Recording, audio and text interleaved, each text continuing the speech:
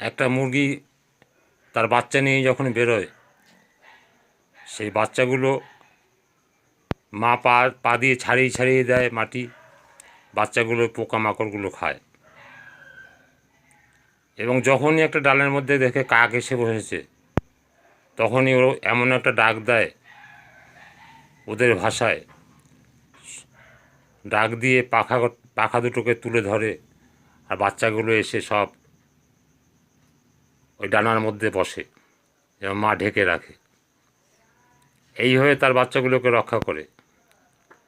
আর মানুষের মা বাবা যদি বলে সন্তানকে ওদিকে যাস না, বিপদ আছে, তবু সেদিকে এগিয়ে যায়, আর বিপদের মুখী হয়, বিপদ থেকে রক্ষা পায় না।